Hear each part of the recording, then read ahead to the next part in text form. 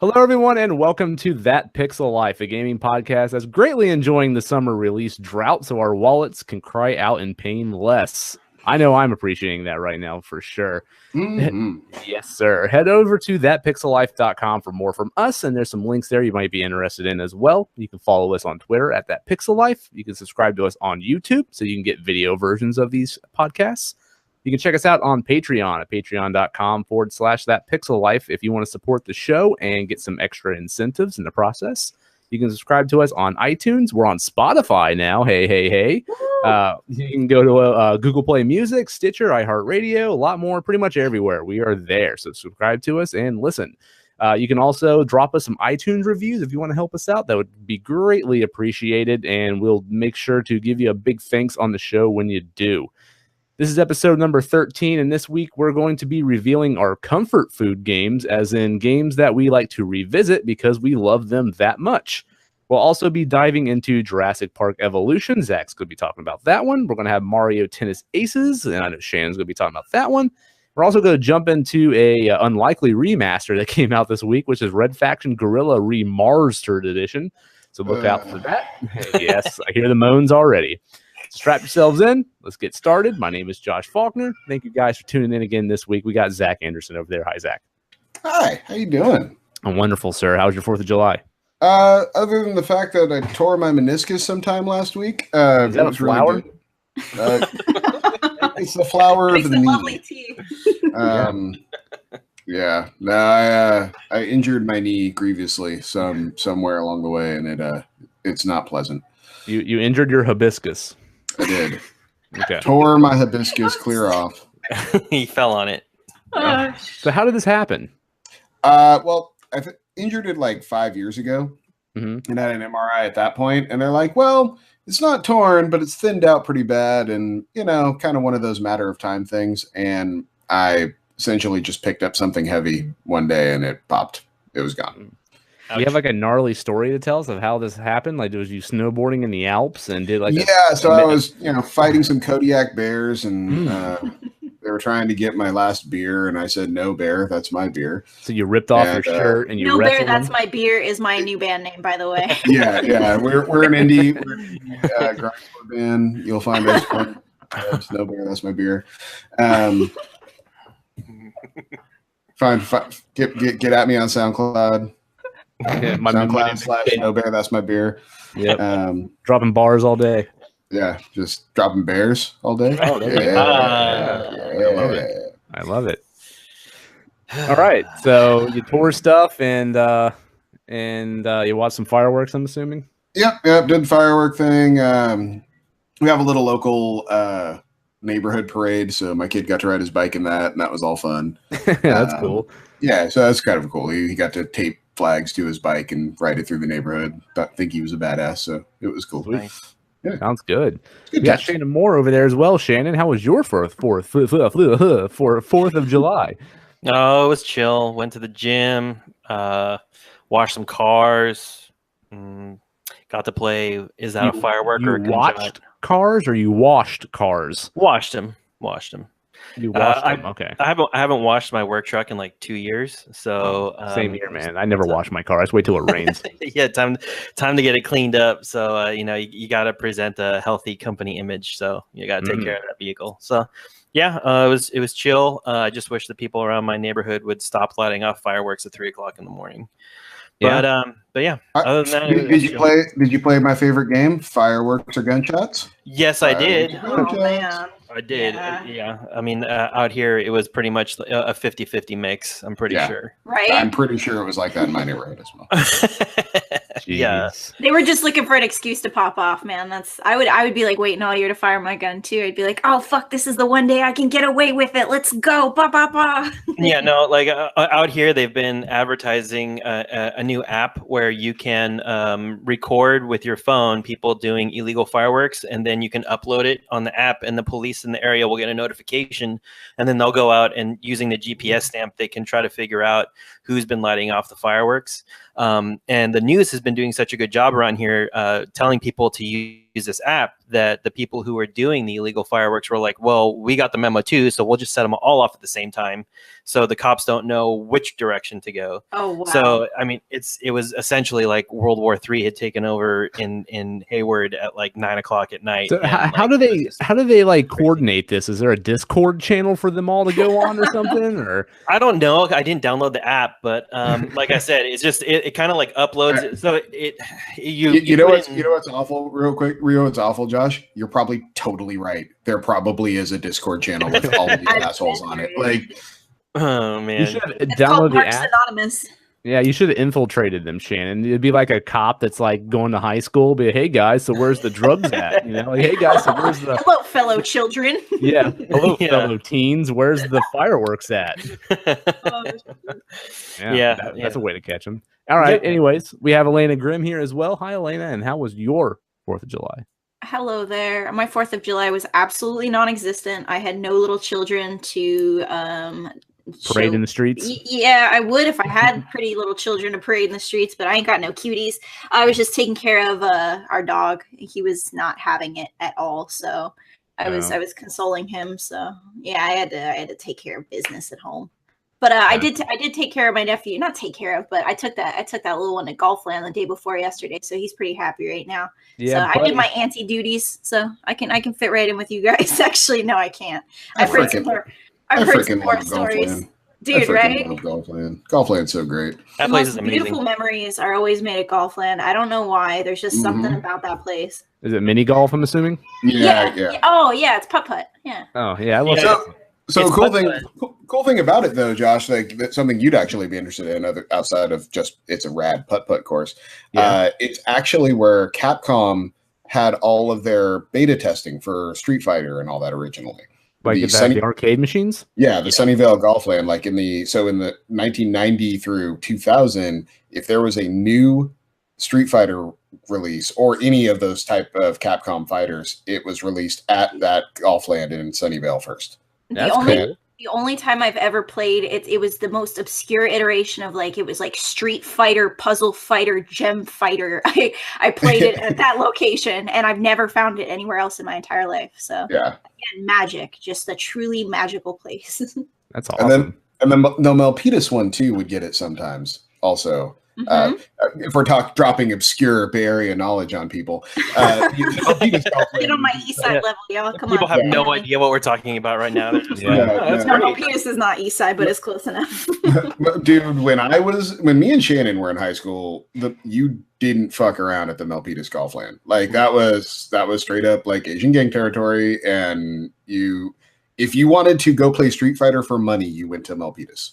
Like straight up. Yeah, that's what's up. And in my case, if you wanted to lose money, you went now you guys just go to Vegas. yeah, totally. Now I just have a blackjack dealer kick me in the balls and Shannon's over there dropping them quarters and spamming that 100-hand slap. Dude, pretty much you could just panic at that point. I mean, the people over there were so good. Like, if you expose yourself once, like you're basically done. They have like 100 hit combos. Like, they were so good. Like, imagine if they had that at arcades. Oh man, dude. It was brutal. But it was also like really fun. It was the thing to do when you were like 15 and had no money and nowhere to go. It was like the thing to do on a Friday night. You like get dropped off at Golfland and with like $20 try to ration it for as long as possible. Just how long can I make this last? I don't want to go home. But it was the glory days of fighting games. Street Fighter, well, like hyper fighting, that era. But it's you would literally have crowds around machines watching people play Street Fighter, and it was like being at a sports event. It was amazing. And it's a bummer because nothing like that could ever exist again. Yeah. I mean, it was a full-on arcade, and I can during the height, around 1998, you couldn't go in there and play anything other than a fighting game. They had Soul Calibur on one side, they had Street Fighter took up the whole middle chunk. They had Mortal Kombat over on the right side, and then maybe there was one little claw game in the back corner that you could play. But other than that, it was fighting games galore in that place. And then all the Killer Instincts, and then you had the random knockoffs like Primal Rage and Time Killers and stuff like that in there. put this on my list of conversations I've had that makes me miss Japan, because Right? this is exactly what arcades were like in Japan. The crowds and just all sorts of like participation. Like, oh my god, the skill level was out of this world. Like we can't hold a fucking candle to people playing in Japan. I just wish that was a thing here still. Like, I wish arcades were still very much a thing. I mean, I know that like the barcades have kind of come back, and they're kind of drawing in millennials who drink, you know, a little bit.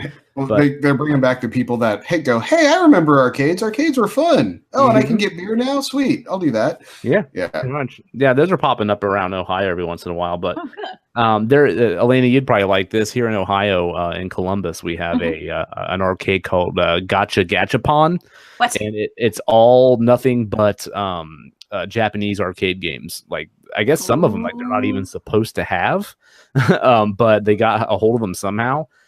And a buddy of mine took me to it, and I got absolutely hooked on this game called Poppin' Music. And it's a rhythm game. It has 5 buttons. It's sort of like a Guitar Hero thing. How there's lanes, you got to hit the colored button on the lanes in the right moment. And it was all in It was all J-pop songs. It's a Japanese game, and I played this thing for probably an hour and a half. And I walked out there like, someone needs to port this to a damn console because I want to play the hell out of it. That's how I felt every time I was at Golfland. I was like, why can't I play this on my console at home? This isn't fair. And it's crazy because in Japan, they have so many rhythm arcade games. That's like one of my favorite genres of games. I love rhythm games, and there's just tons of them. They had these DJ ones, and the DJ ones are badass. Like those Golfland had those too. That's where the crowds were really building up, man. Watching people, it's insane. They had the taiko. Alaina, did you ever play the taiko drumming game? We did, but we were real drunk, so we would hit it and we would like fucking miss. They had that there. They had that at Gotcha Gachapon. I played that a bit. Awesome. They also had an arcade game where you flip a table. Like, they had like a plastic table, and you had to flip it, and just like install that in my room, please. Yeah, and it would just like destroy everything in the environment, and you had to try to get like the highest score by flipping the table like in the right direction or something. It was really weird. It was all Japanese, but really, really cool. And they have like a gift shop, and all they do is sell like Japanese memorabilia. Really, really cool. If you're in the Columbus area, you can check that place out. It's like a warehouse just full of nothing but Japanese arcade games you can't play anywhere else. That sounds really cool. Yep. I'm surprised it even exists. Like, I'm surprised they make money. You know, I wouldn't think something like that would be successful, but they get a lot of people. And you pay like $10, and they're open till like 2 a.m. Oh, wow. That's how they're making money then. Yeah, you just play all you want for like $10. And I know they had like a little room off to the side, and they had Game Cubes hooked up, and you can play Smash Brothers Melee and stuff like that. So it's pretty cool. Nice. All right. So let's move on to our industry buzz section for this week. So first and foremost, Nintendo kind of released something I thought would be fun to talk about. They their new president, I forgot the guy's name, completely left my memory. Furukawa, sir. There you go. That's him. That's his first name, I think. No, it's his last name. His first name is Shintaro. Yes. Okay, thank you. All right, you got me. You got it. So Nintendo actually, the new president guy actually threw out there that they are considering the possibilities for a 3DS successor, and that the 3DS is sort of the gateway drug for kids to the Nintendo Switch. Do you guys think that would be a good idea with 2 handheld Nintendo consoles on the market? I think it's I don't know. I'm kind of mixed because I think if you bring out a new 3DS, you're kind of cutting into your Switch market. I think they're doing a good thing having the Switch be the mobile and the home console, kind of like tying everything into one. Because you have a whole bunch of properties that you can bring from the 3DS over to the Switch, and it's going to use a lot less juice. But when I was thinking about it, the Switch only having like a 2 to 4 hour battery life undocked, gives me concern with regards to the mobile gaming. Because with the 3DS, I remember playing that thing for like 6 to 8, depending on the game, with a full charge. I could, it was a lot easier to game on the go with the 3DS. I think if the Switch's battery life was elongated, or they found a way to not use as much processing power, why don't you go that route instead of trying to spend all this money developing a new console to carry on in the 3DS's market. To me, it's just kind of self-defeating. I'm kind of with you in that regard, where I think there is absolutely a market for the 3DS, and I think there is a very it's a market that is very leverageable to bringing you up to your big boy console, to your spending $60 on properties. But the 3DS, or actually 2DS, what it needs to become is the $99 console that is super rugged, that I can hand to my 6-year-old, that I don't need to worry about him. Like the Wedge, the 2DS Wedge, I thought was perfect. It was a beast of a machine that you really couldn't break. I mean, you could if you really tried, but the kid dropping it on the ground is never going to break that damn thing. And it plays all your 3DS titles, most of which are $20 to $30. It's a lot more palatable pill to swallow than here's $300. 300 now becomes 400. Now you need all the accessories. Oh, by the way, these games are like $70 a piece with tax. It's, like that's the stuff you buy the 13-year-old that has been playing your Nintendo properties for 7 years and goes, no, but it's Zelda, and I love this. That's where you get these kids. And but if they make a new one, it's going to be a lot more expensive than $99. I don't think so. You think they can make a more powerful one for that price? They've been getting cheaper. If you look, the new 2DS XL has all the hotness and new guts in it and all that stuff, and that thing is $120. Why do you need to make something that's more powerful? Those games really weren't pushing any type of graphical, they weren't pushing the processing in that console. On the new 2DS one, I would agree, but with the standard 3DS and 2DS, I would say that they probably got as much squeezed out as I think they could at this point. But I think that's fine. I don't think they're going to be banking on that moving forward either. I don't think those are the types of games they're going to be putting out. So you guys are saying that they don't even need to make a new one, just keep going with the 3DS. Yeah, I mean, I think just keep going with the 2DS. Like, that new 2DS XL is beautiful. It's a great looking machine. It's $120. Just keep cranking those things out. Like, it's a good entry level system, and yeah, it doesn't need to be beefier, and it doesn't need to be more graphically intensive and all this stuff, because just the backlog of games this thing has is a mountainous anyway. Just let them play those. But if anything, they really need to embrace a rugged online store. Like, I could see, like, to Shannon's point, I would not focus on the guts of this thing. I'd focus on battery life, and I'd focus on onboard storage. And this should be able to connect right to your online store, download it whatever you want, make the games $10 a piece for the greatest hits. To me, the point would be to get people into your ecosystem. Like, Nintendo super fans are going to buy one anyway, but that's not who you should be selling to. Nintendo needs kids. And the thing is you need to get these in the hands of 6 and 7-year-old kids, because those become, fast forward 3 decades, and they're Josh sitting there with, I'm looking at 8 Nintendo things behind him. That's who you become, because you know what? When he was 7, he got an NES and it ruled. Yes, that's the model to follow, I think. Okay, so that's what you think they're doing.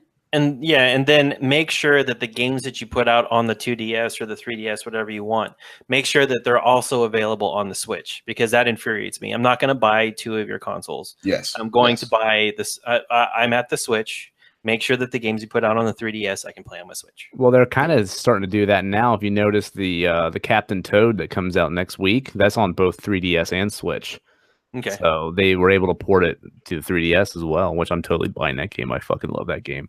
But I see, my problem with this is that I'm worried about, if they do make a successor, the games won't be as compelling, because they're going to put all of their resources in making these high-end Switch games, and the 3DS is just kind of, or whatever this is going to be if they do make one.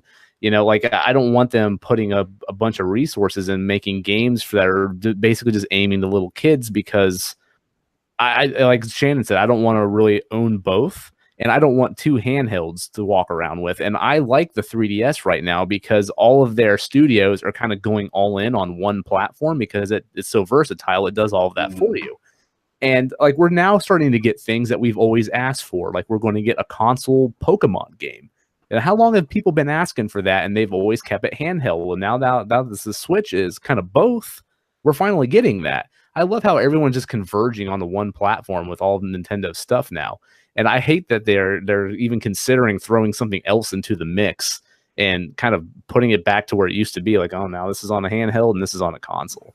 You know, like that kind of sucks for me. Well, I think they're investing time in, and this is something, I don't want to mispronounce his last name, Furukawa was saying, like, I think they're going to invest more in the handheld you have, like the handheld that you have at all times, which is your smartphone. I think they're going to be like focusing, at least I think, I don't know what Nintendo's doing. This is just Nintendo being like tremendously confusing in regards to marketing, but they're focusing more on smartphone games being a pillar of their income. Like he's quoted as saying that. And it makes sense because it kind of goes with how well Nintendo's doing right now. I don't think they should shift their focus. I think they should just keep doing what they're doing and focus more on like the Switch. That's what they've been doing so aggressively, especially during E3. Like keep that focus, you know? Yeah. I mean, it sucks too because like when Metroid Return to Samus Returns came out on the 3DS, that was a great game. Like I very much enjoyed it, but I never finished it because I don't want to play it on the fucking 3DS. I want to play it on the Switch. I was the exact same. I got about maybe 5 hours into it, and I'm like, you know, this is just, it's the slowdown and the frame drops, and I'm good with this. I got what I wanted, and I was done. It's jaggy looking and low res. It's like I want to play this on the Switch. I mean, the Switch's new hotness. This thing's got, you know, it's more comfortable. It's more modern. I would much rather play that game there. And like, I don't want to pick up a 3DS anymore. I still own one, but I have no desire to play it. And I don't want another 3DS-like device. I'm happy with the Switch. And if they make another device, I want a higher powered Switch. You know, that's, but I know that I'm not the you know, who they're aiming for with the 4DS or whatever the hell they would call it when they release it. I honestly think that the divide isn't going to be teams making mobile, teams making home anymore. I think the divide is teams making younger people's games and teams making older people's games, you know, or more complicated games. So you know, I think that's like where your divide's going to be. It'd be like the leapfrog of game consoles then, but why not? Why not? Yeah. I mean, Nintendo has all of these properties. They have all these properties. I'm sorry, but the OG 3DS size is made for children. Like it's not, my hands do not work that machine all that well, you know, and well, my hands don't work a lot of things well, but the fact remains, these SKUs should be aimed directly at children. Yeah, that's you know, because guess what? Guess who doesn't have smartphones yet? 5 and 6 years old. Yeah, but you know what? Parents will buy them a little game console so they can play Mario. And you could put some smartphone-like features in it to make them kind of feel like they have a smartphone. And it's something you can give a kid on a 10-hour road trip, and it'll work the entire time. It's not going to die 5 hours in or 4 hours in. You know, it'll just work. It'll just run. They'll be silent in the back seat the whole time. It'll be great. You know, I would love that. Right? Right? That sounds so good. I'm just getting flashbacks to my nephew begging me for a cell phone the day before yesterday. Like, how do you explain to an 8-year-old that it's like, it's not time yet? Who are you going to call? Ghostbusters? Like, who? Who do you know? Your mom and two other people. The only other number he knows is 911, and that's the biggest reason why I don't want to give him a smartphone. I think it's cute that you think he wants a phone to call people. Yeah, right. Especially I guarantee he doesn't associate that with making phone calls in any way. He associates it with Fortnite along with everything else he owns. Yep. Like Josh. Like Josh. Yes. But All right, so moving on, Overwatch, and this one's for Alaina here.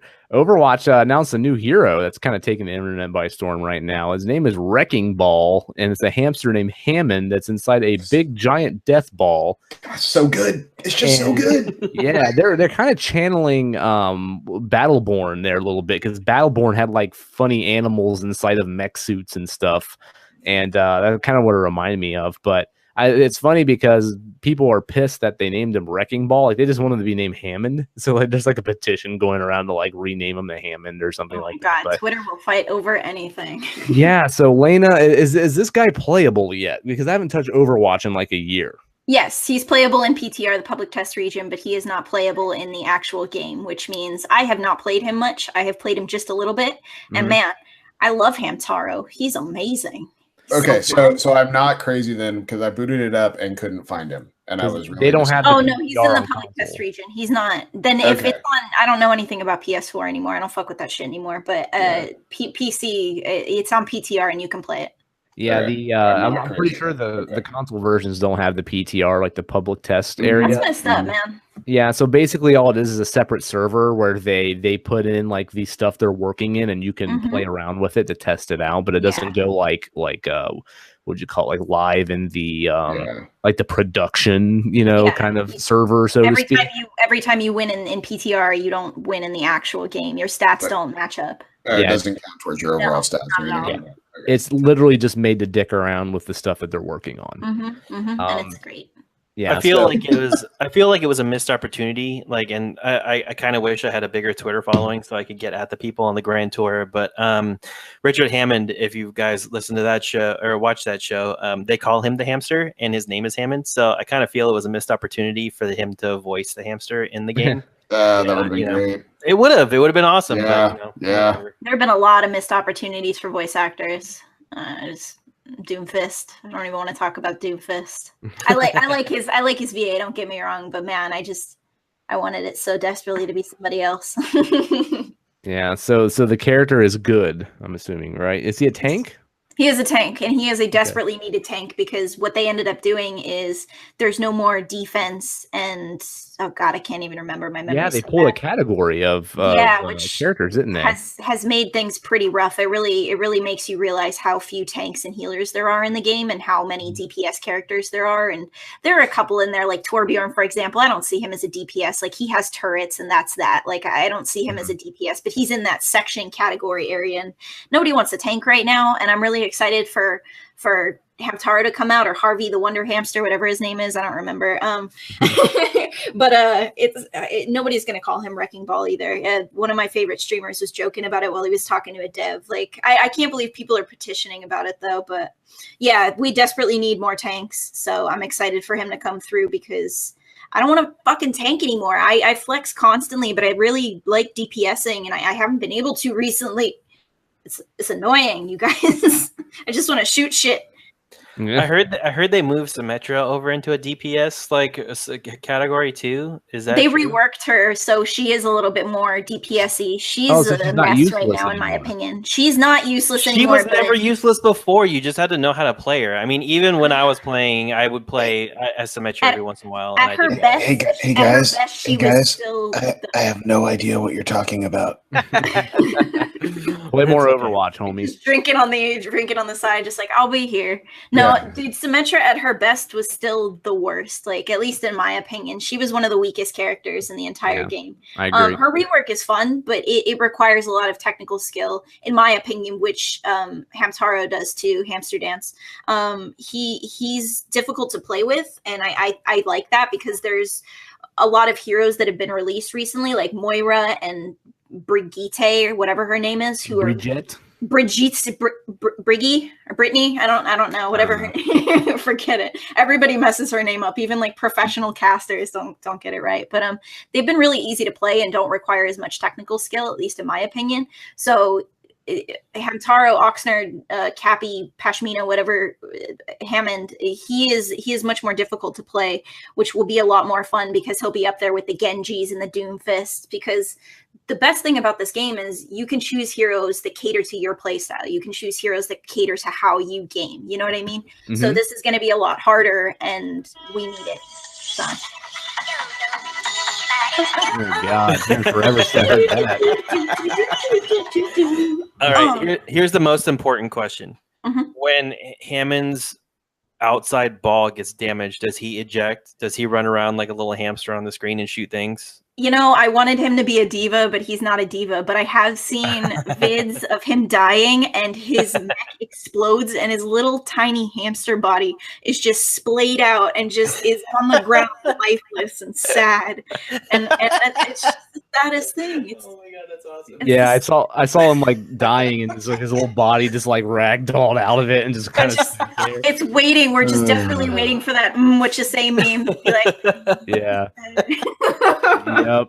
Oh my god. Oh man. Another thing people are kind of pissed off about is it was Pride Month last month or June when Hamtaro was released, and people, especially on Twitter, because Twitter is my main form of communication with people nowadays, is people are upset that they didn't release an LGBTQ kind of character, especially because at the very beginning trailer of the game, they basically went through the large list of, you know, all these heroes who served in Overwatch, you know what I mean? And for Pride Month, we get a hamster, and something tells me Hammond doesn't fall on the spectrum like at all. I'm assuming he just loves mechs and like sunflower seeds. You know what I mean? Like, I don't think it's diverse. I don't think it's something new. Also, you know? Hamsters. I'm just gonna throw that out there. Yeah, so I don't know what to say here. You know you and me are on the same page there, Zach. I think we're going the You'd same. be amazed what people will ship, man. I guarantee you there's already a ship for Hammond. I bet it's Winston. Oh no. Oh no. Okay, next, what are we talking about? All right, let's just move on because this is getting weird. So one thing I just want to throw out there because I'm excited for it. Shenmue 1 and 2's remasters finally got a release date and it comes out August 21st. I'm excited. Are you sure that could really mess with your Madden, playing? Who plays Madden?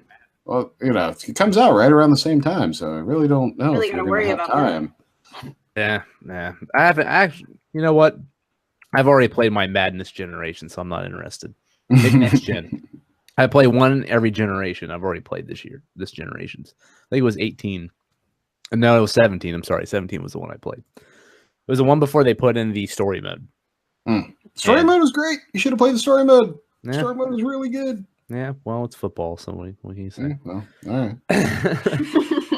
All right, so fun little topic here we thought would be cool to discuss. It actually came from Shannon, his suggestion, so thank you, Shannon, for that, is what he likes to call video game comfort food now. Since we are in sort of a release slump right now where not a lot of big titles are coming out, there's stuff still dropping that you might be interested in, but nothing huge is really coming out until like probably September. So in that time, there's probably going to be less money spent on games unless you're like me and you're stupid and you still just buy shit for the hell of it.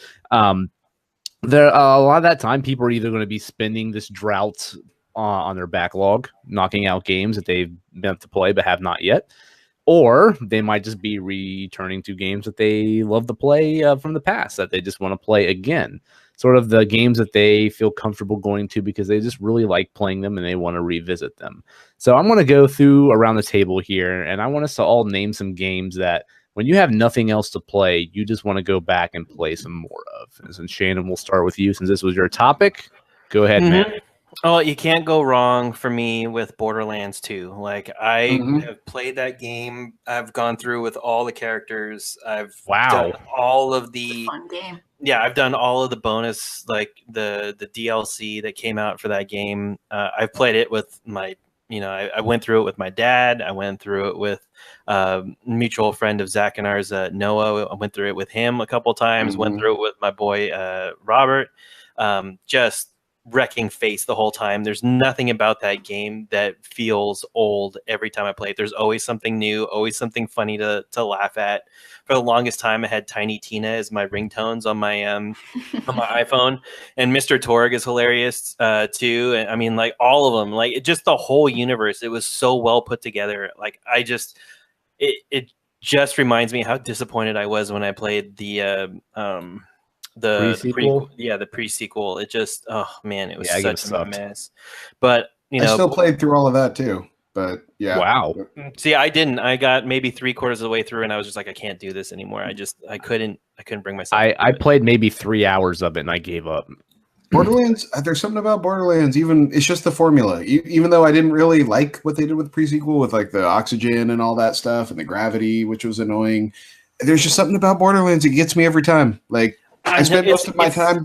I spent most of my time going like, "Oh, this really isn't that good compared to 2," and yet I'm still playing it. You know? Dude, it's that Diablo effect where like you get a whole bunch of new swag and you just want to go out and shoot stuff in the face with it just to see how it feels, how it reacts, like how it how it destroys the enemies, and it's just it's so much fun. And there's so many characters. There's so much.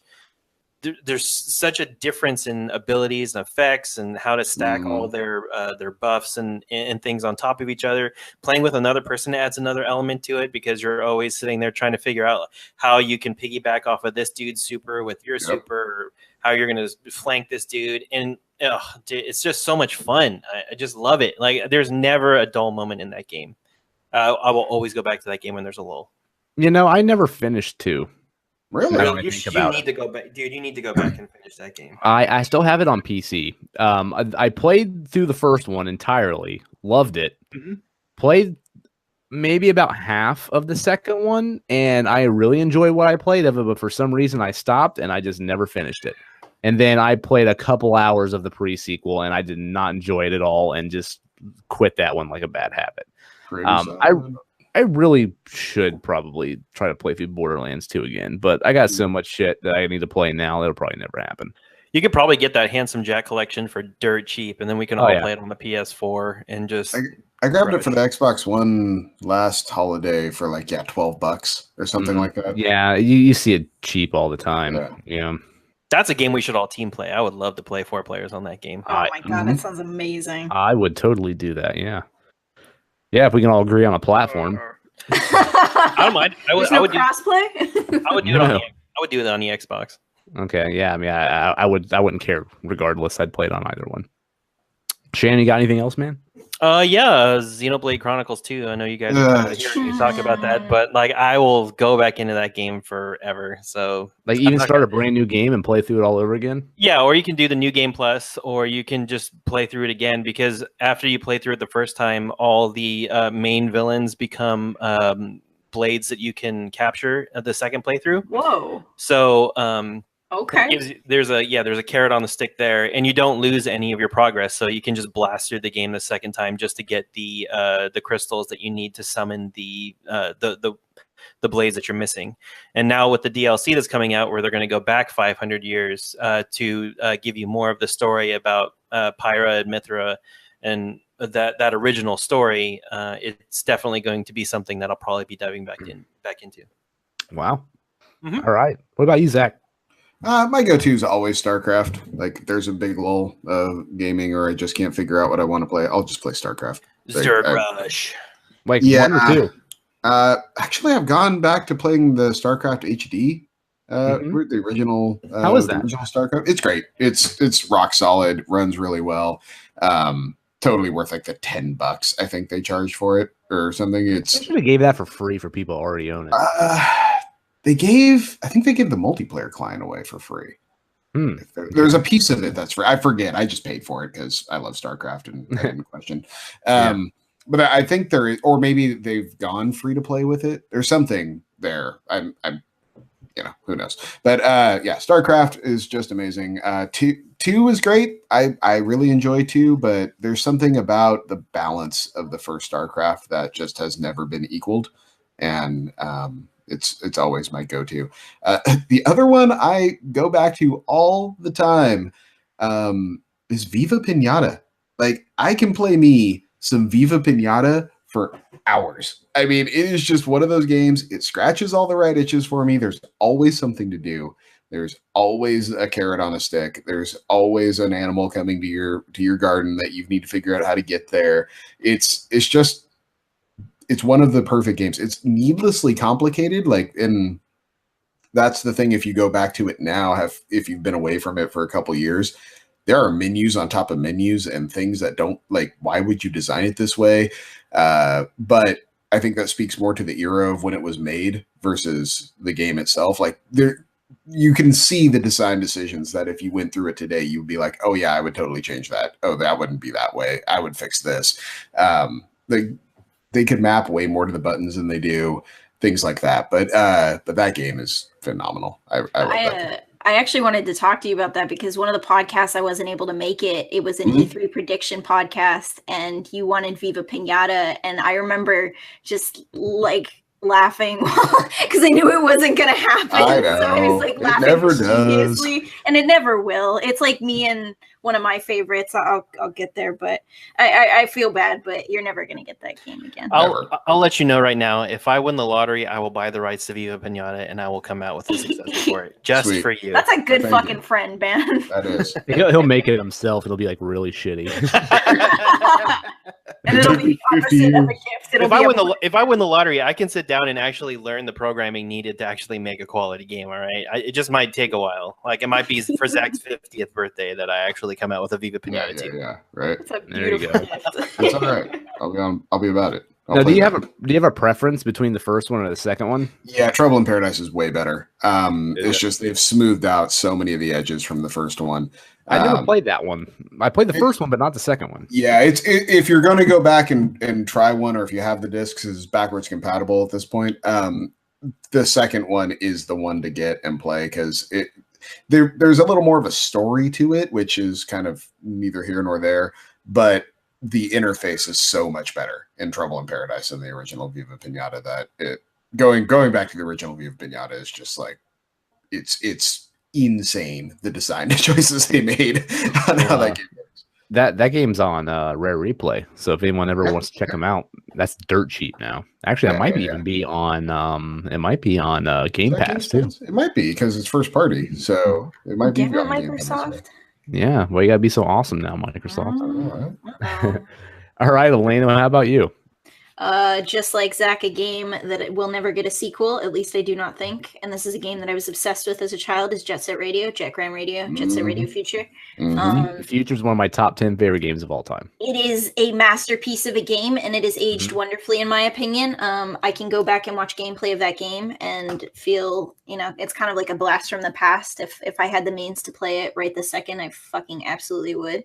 But that kind of make that backwards compatible on Xbox One. I would just play that again right now. Give me anything at this point, just anything in regards to that, like that franchise, that series. Like it's so good. Did you see the pitch video that some company did to Sega trying to make a new one? And I saw the designs and I saw all sorts of stuff and well, I think it was like Ruffian Games or something like that. Like they made a full blown like tech demo of one of them, and it looked like it looked so good. It looked so good too, and just I got my hopes up. I got my hopes up.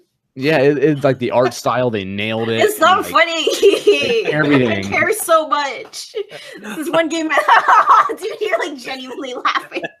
I am, because I just imagine like you and Zach sitting in a corner, like lamenting over like the games that you're never gonna see sequels of. We all have games like that. Don't lie. You can join me in the corner. Like it's sitting fine. Sitting around with tens of others that care. I know, right? Exactly, on a circle of the internet that's screaming loudly, very loudly. A lot of GIF usage. But we're a vocal minority. Yeah. All 10 of us are going to be so elated. No, this question was a really cool question. So I that's a good job, Shannon. I like this question a lot because it got me thinking about how these comfort foods, quote unquote, have varied throughout my life. Like as a kid, it was Jet Set Radio, Jet Grand Radio. And as I got older, as my tastes evolved, it became different. I would go to Pokemon when I was bored and needed to save up some money, or I was waiting for my dad to buy me a new game, because I was fucking 12, 13. And then it became Resident Evil 4, and I would buy that game each time it was re-released and just play it and beat it again. And then Last of Us came out, and that was the game I would go to whenever I was bored, whether it was multiplayer or whether it was playing it over again just using bricks, because that is my favorite way to beat that game, and it's so fun and so rewarding. And then it became Bloodborne, and that was a game I went to after I beat it because I was so in love with it. And it depends. And obviously now it's Overwatch. That's all I think about. It's all I think about. It's insane. And then another game that I want to return to, but I haven't recently because I know it takes out chunks of my life at a time, is Stardew Valley. I played it for PC when I don't know how long after it came out, but it was what I was doing this time last year. This time last year I was unemployed, and I lost, I'm not joking, a full week of my life to that game. I did the math for hours, and I literally spent at least half of my waking hours playing that game. You know what I mean? It was one of those. So I know if I go back to it, I won't stop. Have you played it on the Switch? No, but I want to. But I also feel strange about buying games again. You know what I mean? No, I do it all the time, but I'm a poor. But I like how you're like don't kind of rebuy games. Just don't. I would with Stardew Valley. I love feel like that that game game's too. earned a second purchase. There aren't many games where I would buy again, but I might with Stardew Valley. Yeah, because I'm a huge Harvest Moon fan. Same. And like the Harvest, that's probably another one of my top 10 favorite games is the Super Nintendo Harvest Moon. God, I love that game. It was so good. And I've been just craving for another great Harvest Moon game, and the ones they've been making are just terrible. What's it? Natsume? They're not doing it right. Nope, they sure aren't. But the people who created that series aren't there anymore making those. Now they're making they're with Marvelous, and they're making Story of Seasons, which is basically their Harvest Moon ripoff. And apparently it's supposed to be a lot better, but I still haven't played those. But it was funny how one random indie developer created Stardew Valley all by himself, and it completely blew all of these other Harvest Moon games out of the water. Just absolutely blew them out of the water. And I bought it on PC when it first came out and really enjoyed it. And but it was a game that I really felt like I needed on a mobile platform. And as soon as the Switch version came out, I bought it. And yeah, I sunk a lot of time into that one.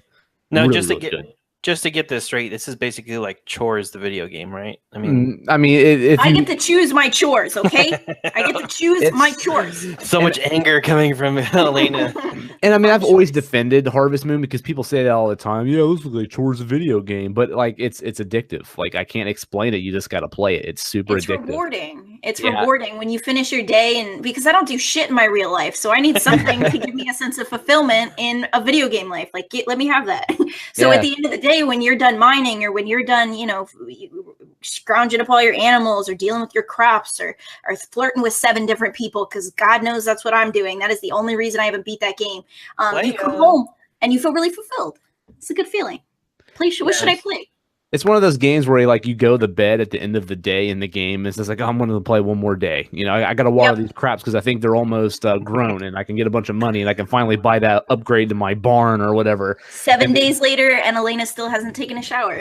Yeah, exactly. That's how it is. I used to play the old Game Boy, like black and white Game Boy version of Harvest Moon, and I would just hunker under the lamp on my couch when I was a kid and play that game. Because remember, those things didn't have backlights back in the day? No. I can see the twinkle in Josh's eye right now. It's a beautiful thing. You guys got so much nostalgia right now, man. I love Harvest Moon. Playing your Game Boy by on the car rides by the lights that you're driving under on the freeway. You just I get my worm light out and stick it on top. Pausing each time it's too dark, and then waiting until the light hits again. Yep. Or having that monstrosity that you'd slide your Game Boy into. That man, my little backpack. Yeah. It has a magnifying glass and extra buttons and shit on it. Yep. Oh man. Well, for me, I know a lot of people are expecting me to say Zelda, and yeah, you're right. I replay Ocarina of Time at least every few years and every other year or so, and I love that game to death. But that's not really the first thing that comes to mind to me. It's 2 games for me. Number one's Rock Band. I can sit down and it sucks looking at all the shit to hook it all up and everything, especially on the new systems, because now I got to get the dongle out and hook it up on my Xbox and everything to get all those instruments to work. But just sitting down and with that drum kit and that guitar, and even with the microphone and singing, which I always have to do when no one else is at home because I don't want anybody to witness that. Just get really drunk. That's the only way I can allow myself to get away with it, because then I blame it on the booze.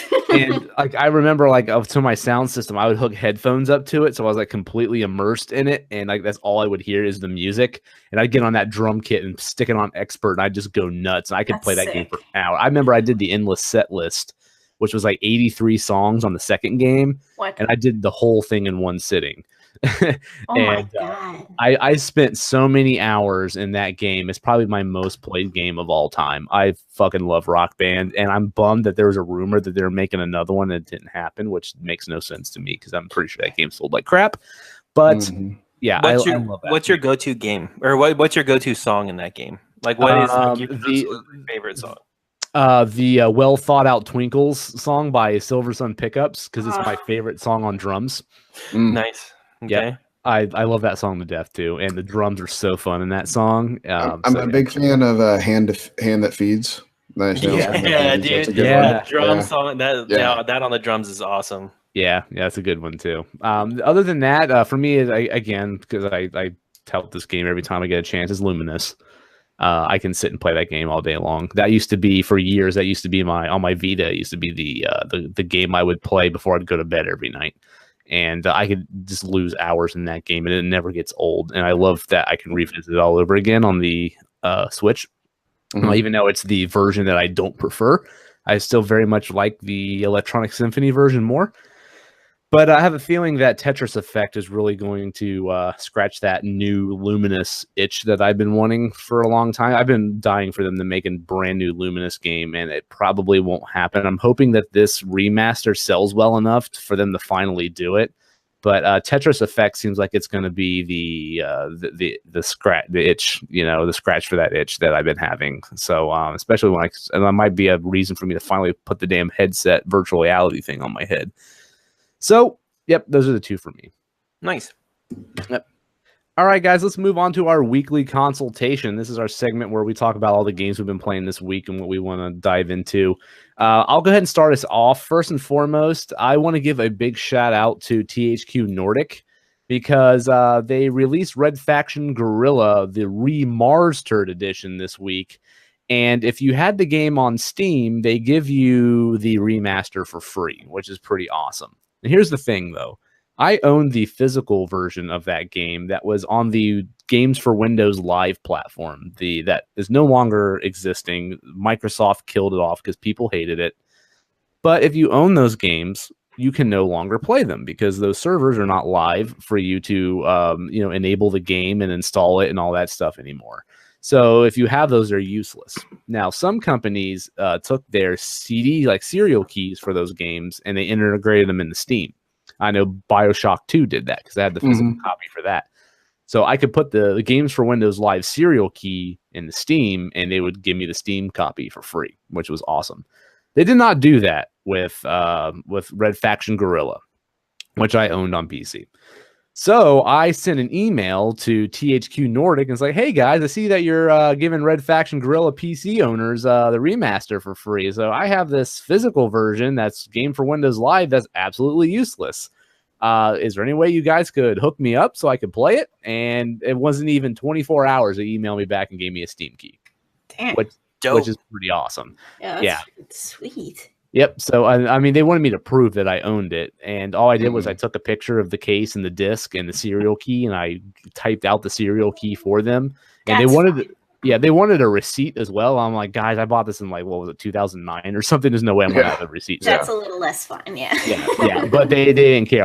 My photographic evidence was enough evidence for them that I own the game. Yeah, that's really cool, man. Yeah. So they gave me, so I got the remaster now, which is really cool. So I did play it a little bit. It's Red Faction Guerrilla. It doesn't really look much different at all. I mean, there's probably some improvements in the lighting, and I know that the textures are uncompressed now, so they look a little better. But otherwise, the game pretty much looks the same. I'm not seeing much of a difference. It runs at 60 frames per second, which is nice. But the PC version always did that if you had the hardware to do it. And so really, it's going to make most of the difference for the console players that played it on console and want to revisit it with higher frame rates and higher resolutions. I remember playing this game and giving up on it several hours in because it got stupid hard and started throwing time limits at me constantly. And that really annoyed me, and I just stopped playing it. But everyone seems to love this game, and I always kind of wanted to get back into it, but I never could because my PC copy didn't work anymore. So now I can revisit it and see if it kind of clicks with me now. So I've been kind of dabbling in that here a little bit. But yeah, if you guys like that game or you haven't played it, this is a great opportunity to finally check it out. I think it's only $20 on console. So they priced their remasters really, really affordably for THQ. I think you mean remasters. Remasters, yeah. Yep. And what was it? They did that with the death. The death. What was, Death. What the fuck was the name of that game? Darksiders 2. but I forget what the special edition was called. Definitive Edition. Yeah, Definitive. Yeah. And then the first one was what, War-Mastered Edition or something like that. That's a little better. It's okay. Yeah. But so the definitive is like if they put Alaina in charge of naming that, you know. I would be laughing to myself all the way to the bank. Yep. Well, it wouldn't be much in the bank because the game did not sell very well. I'm hilarious, okay? I'm brilliant, okay? Oh, wait, you guys remember that there's a third one coming out still? Did we forget about that at all? Nope. Because apparently we all forgot about it because it definitely wasn't at E3. So yeah, which is strange because I think that's supposed to come out this year, right? It's going to come out and it's going to look like doo-doo. It's fine. Yeah, I don't know. We'll see. I hope it's good because I like those games. It looked pretty muddy, like just from that demo that trailer that they released. It looked pretty. The graphics didn't look too polished, and if that's the finished product, oof. It looked fun though. Like the whip mechanic with the female protagonist was kind of cool, but I don't know. But yeah, it wasn't a graphical showcase or anything. No. But Red Faction Guerrilla definitely hasn't aged very well though. Like the animations are kind of funky and the player models are kind of goofy looking too. And you have to there's no zoom in with the guns with the right mouse button like every other shooter. Like you have to use the F key, which is really weird. So I had to like map it to one of the extra buttons on my mouse. But yeah, it's there for nostalgic reasons if you want to play it on a standard console. I also, on your guys' recommendation, I picked up Yoku's Island Express. Yeah, you did. Nice. Yeah. Now, Zach, you just beat this, right? I did. I just beat it last night, actually. All right. Cool. After I got a little game fact action from Shannon. Yeah. Boom. Yeah. Stuck. Because I knew I was. And once he was like, "Oh, do this, jackass," I looked at the screen. I'm like, "Oh yeah." Oh yeah, that's been there the whole time, hasn't it? Wow. Dude, honestly, the first time I went through it took me about 45 minutes of banging my head against the wall to figure out that one little nuance. And it's so obvious. I know, like, right? It's right there. It's staring you so right dumb. in the face. Like, yeah. So annoying. Now, I've only put maybe 45 minutes into the game because I've barely played anything this week. I just have not had the time. But this is one of those games that I like to try to crack open on my lunch break at work while I'm eating and play it. It's perfect for that. That's how I played most of it, actually. Yeah. So I take my Switch to work with me every day, but then I end up just like on YouTube or something, and I just don't play anything. So anyways, I started playing the game, and it's definitely inventive. It reminds me of the art style of the recent Rayman games. How it's kind of water paint, well, not watercolor paint really, but sort of this artistic kind of look to it. And everything is very colorful. The game's very charming. I really like the music in it too. The pinball, progression and everything is pretty neat. The problem I have with it though is I got kind of frustrated early on because I'm so used to these games where you have some kind of quest that you have to achieve, like, hey, go to this part of the map and do this, and then I get there and I have to backtrack in order to get back to where I was, like the quest starter or whatever, to like finish it. And like, you can't just backtrack in this game like you would any other game. Like, you have to find the right pinball flippers to kind of rocket you off into the direction they want you to go in order to get back to somewhere you need to go. You kind of get a more expedited fast travel back to like the hometown once you do like the mushroom not the volcanic people, the ones over on the far right. Once you do them, you unlock that fast travel mechanism. Pretty much everything else like you can unlock from your central hub, like in the town. And then once you can get that done, it makes traveling around a lot easier. So just stick with it. It's not as bad. Like in the beginning, it can be a little it gets grindy. It gets grindy for sure. Yeah, because I hit that part where it's like the water dragon thing came out of the water. It's like, hey, dude, I want a mushroom or you can't pass. You know? I'm like, okay. And they point you on the map where the mushroom is. They're like, yeah, go over there and get the fucking mushroom, dummy, and bring it back to you. I'm like, okay, cool. So I get all the way up there, my little pinball flippers and shit. I get all the way over there. I get the mushroom, and I could not figure out how to get back to the guy. And I see him. I know where he's at. He's right there. But I can't backtrack because there's so many holes that rocket you off in the different directions and loops and stuff that is always shooting me in the direction I don't want to go. And I could not figure out how to get back to that guy. And I eventually got back to him. And then I put the game down. And I'm thinking to myself, I'm like, man, if this is what the whole experience is like, this is going to drive me insane. Did you poison him? No, I did not, because I'm not a dick. Yeah, and I won't tell you what I did then. Because I gave him the mushroom and I didn't poison it, and he was just like, "Yum, thanks. You can cross now," and then that was it. Mm.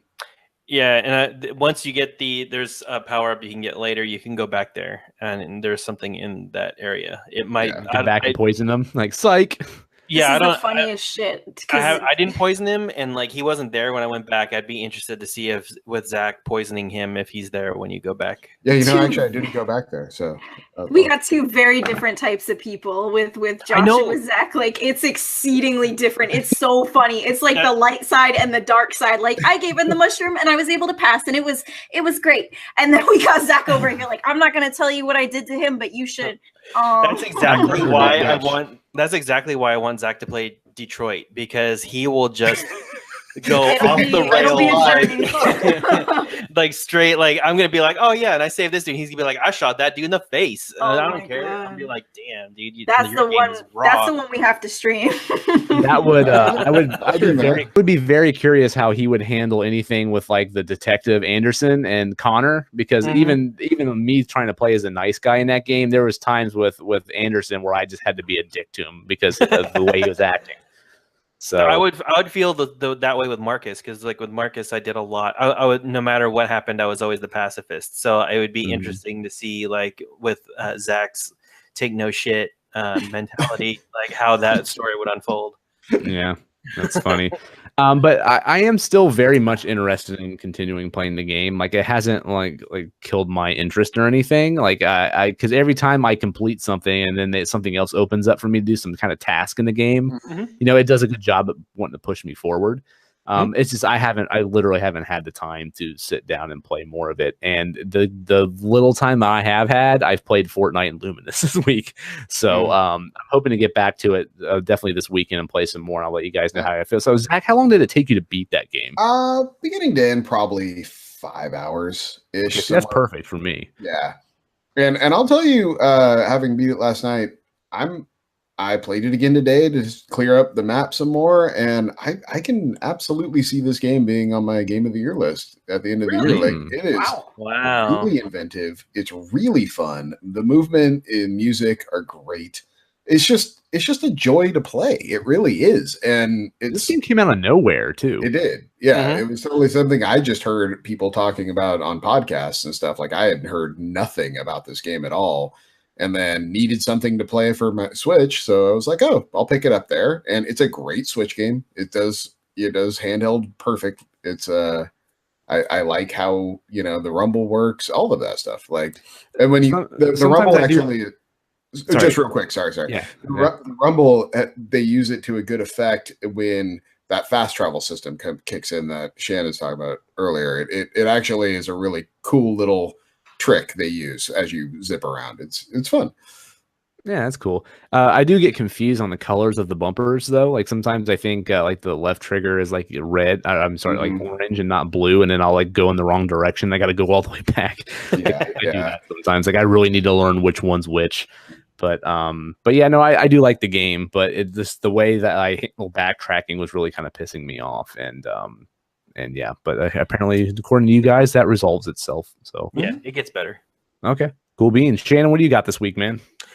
Well, I had some friends come over for a game night because I have some friends that had a Wii and a Wii U, but they haven't upgraded to the Switch. So we've been playing a healthy dose of Mario Kart. And I wanted to switch something up, so I went out and picked up Aces this weekend. I knew you would. I know I'm a weak old son of a bitch, but I wanted to. So we went out to play it, and it's a fun game to play when you have another couple to play with, or you have like three other people to play with in the doubles matches. I will say it's a little hard for people to grasp who don't play video games on a regular basis, just all the controls. So we kept it pretty simple, you know, just basically keeping all the face buttons being the only things you can use to volley. But it is pretty funny because you can still do body shots. You can still aim the ball at the other players and try to beam them in the head, or just do a whole bunch of stupid stuff. So after a while, it became pretty fun to just run around and just try to tag people with the ball. And then every once in a while, somebody would like pull off like a super move, like by random, and they didn't know like what was going on, but like the ball would just zip off of somebody's head, and everybody would laugh. So I could see, it's fun like in a party setting. As far as like the story mode goes, I've only gotten maybe 4 or 5 missions in, and it's not as cheap as like people are saying in the reviews, but I haven't, like I said, I've only gotten 4 or 5 missions in. So they break it up. There's more of like a match, and then the next level is more of like a skills trial. So you'll have like a whole bunch of those piranha plants that are firing tennis balls at you, and you have to knock out like 30 of them in like a minute. So there's a bunch of different other missions that you have to complete other than just playing people in tennis. But I'll get back to you more on that as I play a little bit more. The other thing I've been playing that I really probably talk more about is the DLC for the Mario and Rabbids game, the Donkey Kong Island. I want to hear about this. So I'll tell you, it's awesome. I love it a lot. The one thing I was really shocked about is you can't play anybody else other than Donkey Kong, Princess Rabbit, and the older donkey, or the older rabbit. So you don't have the whole roster there? No, you just have the 3. Interesting. Yeah, it's so basically you go through it's basically just another standalone game that you can play. It has a story that ties into the game, but when you download the content, it's its own separate game in the menu. So you basically boot it up and it starts. It gives you the storyline. You get transported to this other island. You meet up with Donkey Kong and the rabbit, the old rabbit dude, and you basically have to go find the washing machine, because that's what transported you to the island and basically broke up into like hundreds of pieces. So you make your way through the island. Donkey Kong is a beast. He's awesome. He's like Mario, and I'm trying to think if there's somebody else in there that you can compare it to, but there's really nobody, because what he'll do is he's got the bongos. So what he can do is he can hit the bongos and like draw everybody to him. And then he has this like ground pound ability where like he smashes the ground, and everybody within like maybe like a 10 or 12 block like radius, it's huge, just feels the effects of him smashing the ground. Wow. So he wrecks face that way. Another way he just controls the board is if you have a character, like if you use the Princess Rabbit and you move her to a specific spot and she's out in the open or anywhere, you can have Donkey Kong run up, grab her, move to his, wherever you want him to go, and then he can throw her like, another like 8 spots like down the board. So you can elongate your plays a lot. Also, they've made it so there's these special Donkey Kong ramps that he can jump off of, and when he jumps off of them, he can swing on a vine, and he can like jump. He can land like sometimes halfway across the level. So there's a lot of different maneuverability aspects that he has that are awesome. The Grandpa Rabbit, he's more like Princess Peach in the fact that he's got like a shotgun, and then he has, what is his ability? He's got like a football attachment that he puts on his gun, and he launches like a grenade like out to like wherever he's going to shoot it, and it'll have like an area of effect. But all in all, so far, I'm really enjoying the strategy that's involved in it. They've made it a little. I mean, it's basically just like the regular game, but some of the puzzles are a little bit more advanced than the first one. They're kind of like, okay, we've given you the basics now that you know how to play the game. Here's your skill set. Go figure out like what to do over here or unlock this. The bummer is there's those bonus challenges. So like, you have in the original game, you have those rabbits wearing the different mushroom colored hats and let you know the difficulty of the bonus challenge that you're doing.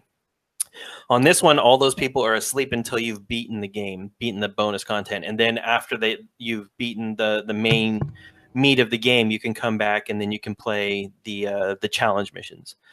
So I'm only on the second world right now, or the second area of that bonus content. I'm enjoying it a lot. There's a lot of mini bosses. The main boss is Rabbid Kong, and it's going to probably play out like Donkey Kong, where like he falls in love with the Peach Rabbit and steals her, and you got to try to get her back. But I haven't gotten there yet. I'm just assuming that's what it is.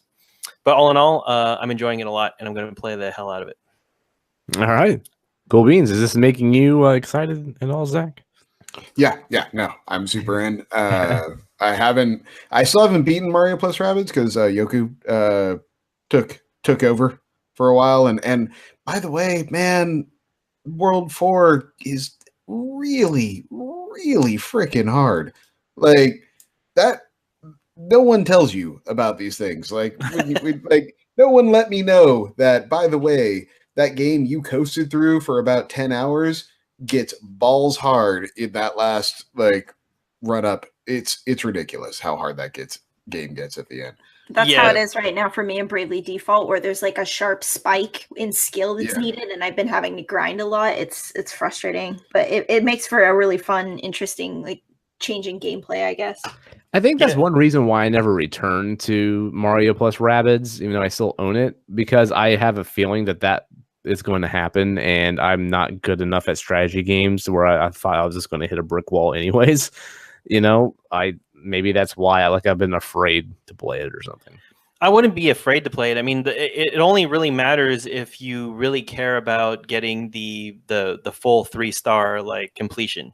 You know, that's the only time the stress is really on you, is if you care about getting that achievement, which, you know, there's really no achievements on the Switch. So why does it matter? If you just want to get through the game, I mean, you can let people die. It's fine. They come back. But, you know, I mean, if you just want to really master it for some reason, it's just to prove to yourself that you know how to do it, then there can be a couple stressful missions, especially in World 4. That place just wrecks you. It's just there's just the difficulty spike. Like Alaina said, it comes out of nowhere. And at first it's like, well, I've been doing, and I think that's the thing. If it would have happened at the beginning of World 3, you would have been like, okay, I'm in the second half of the game. It's ramping up now. But it's like, as you're coasting into the final world, the game is kind of what it is, or at least it should be by that point. And they're just like, no, that was all the tutorial. Here's the real game. It's just like, oh god. How many worlds are there? 4? Yeah, 4. Yeah. Okay. Did you get, Zach? Did you get to that level where it's like a 3-tiered level that is going? You have to go down to that bottom tier. Yeah. That one sucked. I have not beat that one. No, it took me a while to beat that one. That was a set the Switch down and walk away. After I restarted the level for about the 10th time, I went, this little dung beetle pushing a ball with pinballs looks a lot better than this. So I'm going to go. This makes me feel better because I have games that I love, and I can tell you guys love this game. It's obvious, but you still have like qualms with it, and that's refreshing for me because I worry sometimes as a gamer, if I have too many moments of a game that I'm actually enjoying, I'll be like, shit, do I actually like this game? But you can still, you know what I mean? Like you can still have a love for it. And I have that with so many games right now. Like I can't tell you how many games I play where I'm like, man, this is fucking bullshit. But then you're like, this is all right. I love this game. Dark Souls 3 was that for me. I got to a point in Dark Souls 3 where I just stopped playing it. I was like, I love this game. It was like my number 3 game of the year, and I've never beaten it because I just hit a wall, and I'm like, I like my experience at this point, and I'm leaving. Like I'm good here. Well, Souls, the original Dark Souls, probably my second favorite game of all time, and that game, there's even parts of it where once I get to them, I'm like, fuck, I don't want to do this again. Totally. And especially towards the second half of the game, like there's some areas that it's not that they're really hard, it's just that the way they're designed, they're just not fun to play through again. It's time consuming and it's tedious. Yeah, and, you just want it to be over. Yeah, like when you get to the Tomb of Giants and everything's dark and it's just like, fuck, man, you can't see anything, and I keep falling off cliffs, and like I really don't want to be here. Can I just skip this one part? Yeah, exactly. Well, that's the beauty of Dark Souls. There's actually areas in the game where you can just flat out skip them if you want to. There's ways to do that because that game's so brilliantly designed and it's level designed that there's ways that you can skip some stuff. But not everything. Yeah, that level sucks because it's not a kill everything on the level. It's just you need to get to this square, this golden square in the bottom corner. And so like you'll get down like the whole time you have the high ground. So like you're thinking, oh, this is going to be fun. This will be easy. I'll just snipe everybody. Luigi, do your thing. And then you get down to the bottom, and right as you get down to the bottom, everything respawns on the top 2 levels, and now you're like screwed because everybody else has the high ground, and it's just run for cover and try to get at least one body into that yellow square. That's all you need. Just throw somebody into that yellow square, and it's the hardest thing to do when you get to that bottom I've tried level. different combos of dudes. I've tried, it's just, it's made me want to murder Mario Rabbids. Grab him by the neck and shake him. I think I went with Luigi, the Princess Rabbit, and Mario. I think we're the 3 that I went with on that one. But yeah. Anyway, rad. Alaina, what about you? We kind of already talked about it just a little bit. I've been sinking a lot of time into Overwatch because I have been in the midst of saving money. In this time, I mean, I'm saving money because it's going to be. I know now, especially from doing the podcast, how much more money I'm going to spend just because I'm on the hype train so much more than I used to be. You know what I'm saying? I'm keeping updated. Choo. Goodbye, wallet. Goodbye. I'll just throw you off the side. Bye. Yeah, exactly. It's gone. Yeah. But I did, thanks to I don't know if you guys know Wario64 on Twitter, but he's hooking it up with the coupon codes, and I got Neo on Newegg for pretty cheap, and it's on its way. So I'm just waiting.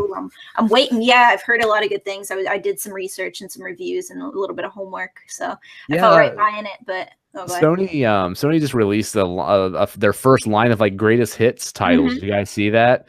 They have like greatest hits games now, and Yakuza 0 just dropped on that for $20, and I've been waiting for that game to hit cheaper. That's tempting. Tempting. Yeah, exactly. So Gamers Club Unlocked, it was like $15 because I still have a subscription to that, even though you can't do it anymore. But and I had a gift card for my birthday, so I didn't pay a dime for it. But I have that sitting there, and I really want to crack that open here soon because I love those games. The salt subsiding a little bit from that Fortnite fiasco, or I know. Now I was so anti-Sony for like a week or two, and now it's just like, fuck, I gotta play Yakuza 0 now. $20 though. Yeah, exactly. It's like, oh damn it, Sony. You're like that Sony. X. It's ridiculous. I can't hate you for long. I miss you. Yeah. Sorry, but no, it's okay. Sidetracked you there. No, just Neo. So I'm waiting for that to come in. I'm really excited about that because I've been looking for a game like that to fill the void. And then Ni no Kuni, and then Nier Automata, which is funny because we got Ni. So I've been doing that a lot. And then we're going to be doing some ninja stuff in the future. So I'm really excited. So I really need to go back to Automata. Yeah, I don't know. So right? I just say Automata. Yeah, that's a game that I picked that as one of my top 10 last year, and I still haven't finished it, and I really need to because I really liked what I played of it. It's cool to hear you guys picking games on your top 10 that you didn't necessarily finish, because it's true that you can not complete a game and be aware of just how much like weight it carries and how good it is. That's really sick, man. Well, for me, they took the original Nier, which people love to death, but also like was critically panned. The what made that game suck, they fixed in this one, but they retained all of the elements that made Nier great. Right, so now it's like the game it should have been, you know, and that's one of the reasons why I picked this, because they finally got the talent in there to make the game they tried to make the first time. Yeah, it's just so nice to play a game that gets better the more it unfolds, and it's really been a treat. Yeah, how many times have you gone through it, Alaina? No, this is my first time. I'm lazily, it's like a stroll through a park. This is one of those games where I'm just kind of taking my time. I do that with a lot of games. I didn't with God of War just because I was so excited to play it. But it's like Ni no Kuni, and probably how I'm going to play Neo as well. I'm just going to kind of do it in my own pace. And then, but Nier's one of those games where it's hard to put down. Like we were talking about that earlier, where it's one of those games where I'm like, you know what, maybe just 20 more minutes. And the next thing you know, it's 2 a.m. in the morning and I have work at 7, and yeah, I think I got through like 2 playthroughs on that before I was just like, how many more times do I have to go through this to get the full story? It's really plot centric, and I'm enjoying the plot, so that's making a big difference. I'll be interested to see what you think when you get to that second playthrough, and I'm excited. Yeah. Did you like the game, Shannon? I did. I thought it was really short, like, in the beginning, because I went through it and I was like, oh, okay, that's fine. And then everybody was like, no, dude, you have to play it like multiple times. And then I went back and played it the second time, and it opened up the story a little bit more. And I was like, oh man, I got to go back and play this a third time. And then somebody was like, yeah, you need to play it like 10 times, like through, to get like the full story. And I was like, nope, I'm done. But it changes every time. But still, it has replayability, but not 10 times. I don't know how I feel about that. Like, you had me at 2, you lost me at 10. But if it's different every time, then you technically never beat it, because there's still content you never played. I guess so. Well, you could say that for games that you don't 100%, and that's not true. You know what I'm saying? Like, yeah, because that plot the first time through, you're like, there are so many holes here, and I don't know like what they were trying to go for. And then the second time, I was just like, cubes. Okay, this is making a lot more sense. And then so I could see the draw to play it. I didn't like the second playthrough as much as the first one. And I don't want to spoil it. Thank you for tiptoeing. I can feel it. Thank you. But, but it definitely took some of the fun out of it. But so I'd be interested to see what the third playthrough was like. But yeah, it's fun. It's a fun game. I like it. Yeah, I'm having a lot of fun with it. I'm excited to play more. Like, the plot's really cute, and I like every character design. It's super fun to play as what's her name? 2B. She's so cute. Yeah. She's so cute. That game has spawned so much erotic fan fiction. It's not even funny. I can't tell you how many cosplays I saw at Fanime of her this year. My God. No, hold on, Josh. How do you even know that? Like, the pervert. Like, these things don't just land in your Twitter feed. Yeah, they do. yeah, they do, dude. Yeah, they do. You should see what I'm DMing him, man. It's insane. Yeah, it's not on my TL, but whatever. Every day he's just like Rule 34. Oh, gross. No, I mean, like, if you go on gaming like communities, like forums and stuff, like people share that stuff, and like it's pretty insane. People are proud of it sometimes too. Like, they're avid fans, and if it gets, I'm serious. Like, sometimes it gets a following. I know people who read fanfics, and it seems legit sometimes. I've never really been into it, but I get it. But whatever floats your boat. Yeah, Zach's over here like, well, shit. Zach's over here kink shaming. Yeah, don't kink shame me, bruh. Like, yeah, you kinky bastard. Let me read my Sonic the Hedgehog and Shadow the Hedgehog fanfic, please. Okay, please. Whatever you want, as long as you don't tell me. We learn more about Alaina every day. Now she's a furry. Don't fur shame. Don't. Believe my lies, please. I'm so many different people at this point. Geez, anything else this week you've been playing? No, that's it. Just the knees and Overwatch as always. Endorsements in Overwatch have been really great. I don't know if you guys have heard about that, but they've adopted an endorsement system. I'm not sure if we talked about it last week, but I have heard something about this. But I heard about that too. Yeah, basically just rewarding good behavior, where it's like you can be a shot caller, which is like somebody who's good at leading and being strategic, and then somebody who you can be a good teammate or something for sportsmanship as well. So people are basically just giving it out like candy, which is rewarding, and it's nice to see the opposite side of the spectrum, because I'm so used to the toxicity in the Overwatch community, especially when I decide to use mic, which is something I've been trying to do recently in competitive games, because it's important to shot call and to talk to other people, even if it's frustrating sometimes. But this is a really positive thing, and I think good things are going to come of it, but I do see it being manipulated in the future. But I think it's kind of paving the way for how things are going to end up in like online communities. You know what I mean? Yeah, that's cool, man. Absolutely. Yeah, it's been all right. All right. So let Zach gush over Jurassic World Evolution here, because I know he's been shaking over there in convulsions, waiting to talk about it. So. Well, it's a game that it basically encapsulates what Alaina just said, where you're like 20 more minutes, and then it's 3 a.m. Like, that's Jurassic World Evolution. It's made by Frontier Development, and if that name sounds familiar, that's because they made Roller Coaster Tycoon and Planet Coaster. So that gives you a idea of the pedigree behind this game. I love Roller Coaster Tycoon, by the way. Yeah, these people know how to make park sims, essentially. And this is a good one. It is a really good park simulator. The fact that it has a bunch of dinosaurs in it, appeals to me. I won't argue. But there's 5 islands, and you're basically in charge of managing the islands. Starts with a small tutorial island where it doesn't have any weather effects into it, and the dinosaurs pretty much all play nice as long as you're not stupid and like stick meat eaters and plant eaters in the same pen, because guess what? They'll eat each other. But basically shows you how all the buildings need to be connected and the pathways need to be connected and everything needs power, and people need a place to sleep and eat and all that. It's all the basic park sim type basics, like I said. But then when you get to the next island, yes, you get to use bigger and better dinosaurs, but now these dinosaurs have paddock restraints and concerns that you need to address, and their viewing areas are different, and how you access them for the guests are different, and how now you have a bigger park, so how they get around the park is different, and weather becomes a real MFer in this game. Like, when a storm comes through and knocks half your fences down, it's just like you're just staring at the screen like they're loose. What do I?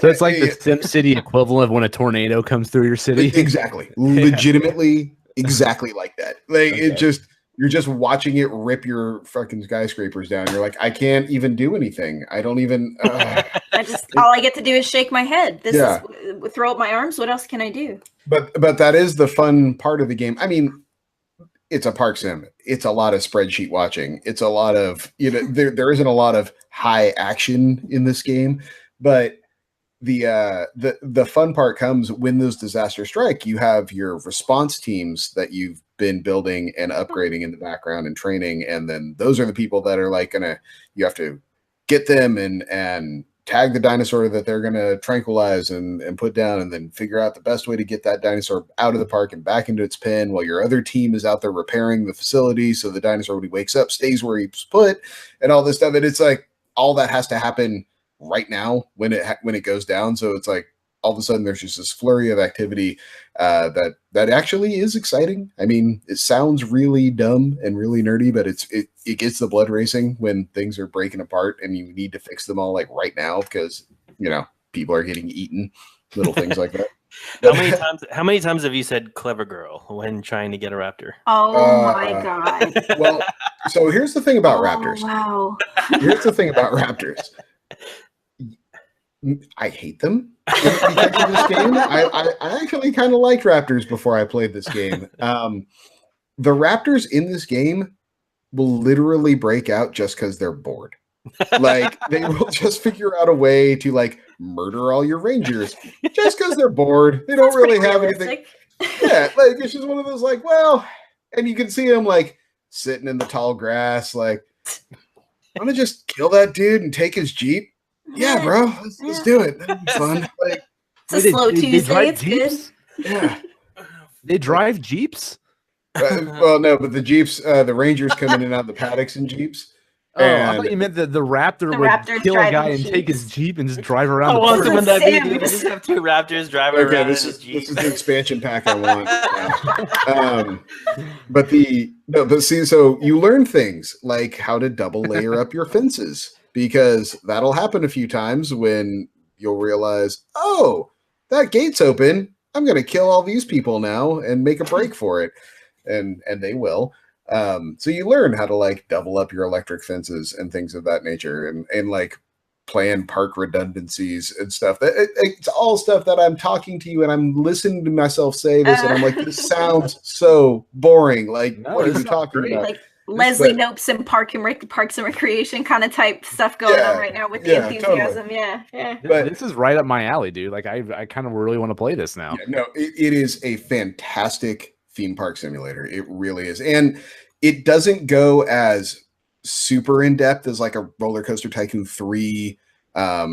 Coaster Kingdom was kind of that way too, where it's like you don't get to pick like every little managed piece along the way. It does gloss over some stuff, but it's animated really well. The dinosaurs are really fun. How you can gene splice them all to like boost certain traits, lower other ones to make sure they get along better or fit their surroundings easier. It's all really interesting. It's a lot to dig into, and it's just really fun. It's really good. I mean, ironic that I was talking about Viva Pinata earlier because it reminds me a lot of that, where there's always something to do. Like you're never just sitting there waiting for a meter to fill. Yeah, you know, that which in these type of games is important because I play it. I like theme park games, and so do I. Yeah, and the worst ones are the ones where you're just sitting for 5 minutes waiting for the money to stack up so you can actually build something. You know, like those are the worst ones. And this one, it's like, yeah, while you're waiting for the money to hatch this dinosaur, you can also be running an expedition team, or you can be repairing things, or you need to tend to feed the animals that are already there, or you're building this thing over here. There's always something to do, and it makes the time go really fast. Like I have put hours into this game, which I don't have, but somehow I keep finding time to play it. Keep losing him in that game, man. Keep losing him. His kids are like swinging on the ceiling fans, and he's sitting there playing Jurassic World. Where am I? Well, I will say it does help that Jonathan wants me to play it as much as possible. Oh, he wants to watch you? Yeah, because it has all the dinosaurs. But it's funny because I'll be doing like the park sim stuff, and he's like, "No, make more dinos. What is this?" And I'm like, "Yeah, dude, but we need fossils from China." And he's like, "No, we don't. You need to make more Struthomimises. Get on it." And it's like, okay, like but. Now, graphically, like, how does it look compared to like a Roller Coaster Tycoon? Because, like, I mean, those games were nice, but they were, they were just very kind cartoony. Yeah. It actually, the dinosaurs look very lifelike. Like that's yeah. I mean, there's not a real cartoony look to them. Like the people in the buildings and all are rendered more to look like real life things than. There's not like a cartoon gloss to it. I mean, obviously it's Jurassic Park dinosaurs, so there's some modern science stuff that things don't have feathers where everyone now assumes that they do, and things like that. But as far as that goes, I think the dinosaurs are animated really well, and I'm playing on an Xbox One S. I've been told that it runs way better on an X, but I'm not noticing any lag really. And you can zoom way out and zoom way in, all in the same thing. And there's no real drop in speed or slowdown in the zooms. It looks and runs really well. It really does. Can you turn it into like a first-person shooter and shoot the dinosaurs yourself when like they escape? You can do a camera mode that is a first-person mode, but I don't believe you can actually control the tranking of. And how do you get from island to island? Sorry, Alaina. That's just all up in a overview over map. So you can there's 5 islands in a chain, and each one is kind of running its own park. So that's when it gets hairy, is when you get to like when the 3rd island unlocks, and you're running the first 3 islands.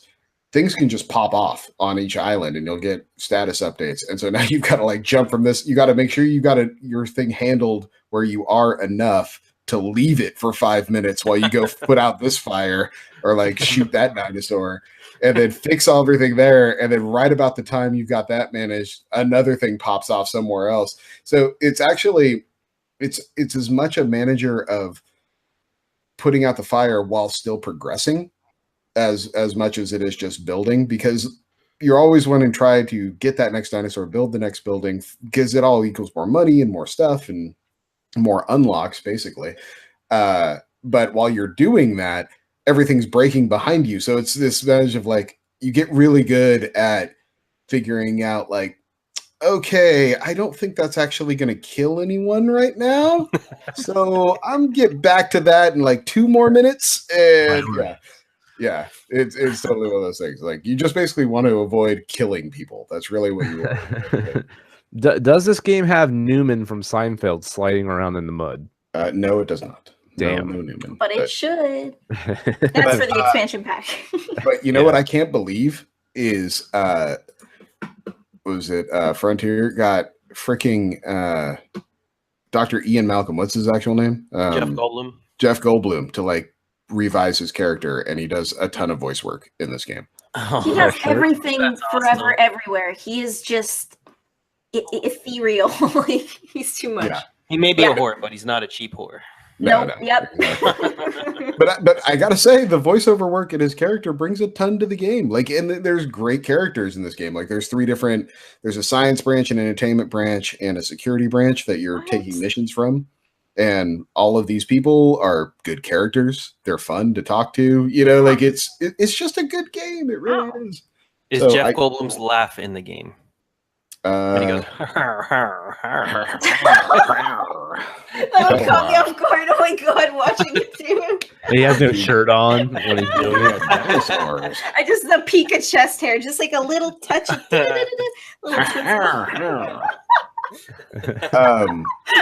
no, that laugh is not in the game. You almost had me. You were laugh close. You were there. This game's not meta enough. He's lost me. They've released the Fallen Kingdoms expansion, which brings in some of the dinosaurs from that movie and a couple other things, I believe. Leads me some hope that they're going to expand this down the line with like the water park side of it.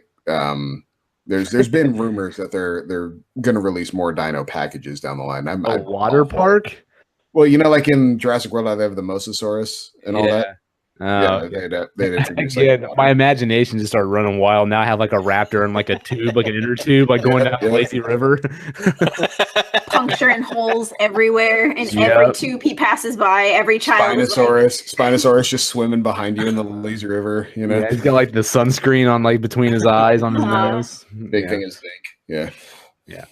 All right, so I'm interested in this, man. This sounds fun. I could see you waiting for a sale, maybe like holiday time. I'm not spending $60 on this, no. But I dove in for the full price just because I know my kid would love watching it being played, and also like I'm a sucker for these games, so and I feel like I totally got my money out of it. Like I feel no regrets for buying it full price. So.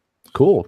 I'm actually really looking forward to that new Theme Hospital game they got coming out, that 2 Points Hospital. Yeah, that comes out, in August, September, something like that? Something like that. Yeah, it's by the guys who made the original Theme Hospital, and I played that game to death when I was a kid on PC.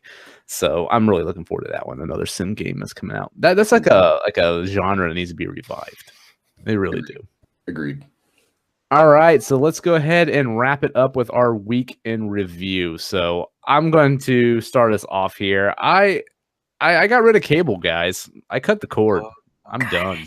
Good. You don't need it. Yeah, I'm done, man. Oh, that sigh of relief too. So audible, so freeing. So yeah. So we had Time Warner cable here in Ohio. And they always had a really bad reputation, really bad customer service, and people hated them, but yet they still went to them because it was like the big player in town for cable TV and cable internet and all that stuff. Well, they got bought out by Charter, and they converted Time Warner, that side of their business, into what they call Spectrum. And so my hope was, hey, maybe they'll lower their prices, or maybe they'll have a lot better customer service. Maybe this will be a better thing now that Charter is taking over. And it kind of was and it kind of wasn't. First of all, they drastically improved their internet speeds, because like the highest you could go was like 30 megs, or I think per second on Time Warner. Now it goes up to like 400 if you want to, which is great. But the problem is that it got more expensive ever since they took over, and probably because they racked up their speeds and all that stuff. But the cable TV, none of that infrastructure changed at all. It's the same as it's always been, and it was getting to the point where they were raising my cable rates like three or four times a year. Like it'd go up a couple bucks here, then a couple bucks there, $5 here, and then they knocked it up to another $20 on me. So I went in there to talk to them. I'm like, hey guys, this is getting too much, man. Is there anything else you can hook me up with? And they flat out told me, no, man, we ain't got nothing for you. You got to pay it or leave it. So my wife and I don't watch TV. Like the only reason we have cable is so my son can watch all the cartoon channels, all the Cartoon Network stuff. And so I was like, fuck you guys, I'm done. I'll keep your internet, but here's your cable box back, and I'm done. And they did not fight me on it at all. They're like, all right, cool. Took the cable box and canceled my shit. So now I am on, I'm trying out Sling TV. I got that for a month, giving it a shot. I went with that one right now because there's several services out there that have internet cable TV, and they all do things differently. I tried out Direct TV Now at first, But I have a Roku TV, and the Roku app for that was so slow and sluggish and crappy that there was no way in hell I was going to use that. So I actually contacted their customer service. I'm like, look, guys, I've had this for less than an hour and it sucks. Can you refund me? And they did. Sling TV is really good. It's more a la carte, which is nice. I got like their basic like $25 package, which has quite a few channels that I like, and I paid $5 extra a month, and they literally gave me like all the kids' channels. So I pay $30 a month as compared to like the 90 some dollars I was paying just for TV a month. And yeah, my kid's got all the cartoon channels that he likes now, which is great. So that fixed that problem. But so now I got Hulu back because with Spotify, they have the deal now where you can pay $3 extra on your Spotify and you get Hulu included, which is awesome. Nice. So I did that, and I've been watching Brooklyn Nine-Nine on Hulu because I've heard so many good things about that show. And Nine-Nine? Yeah, I started watching it. Show so much. Yeah, it's really funny. I like it a lot. So I've been watching that on Hulu, and my kid's got all this cartoon. Sling TV works really well. I've had no net congestion or anything like that. No buffering, works really well. I'll probably get Netflix back as well because I get that off and on. But I don't have it right now. But I know Glow season 2 just came out. I really like that show, so I want to watch that again. But yeah, so I'm officially a cord cutter. Fuck cable TV is way too expensive, and I think the streaming stuff's better, and I'm happy with it. And you'll never miss it. You'll never miss it. I can almost guarantee it. There are a couple of things that people have nowadays that I just don't really understand. Like my parents still have cable television, and it's just like your situation where it's something that's just not utilized and it's just paid for every month. And just stream, just use the internet. Like the internet is the future. It's the future.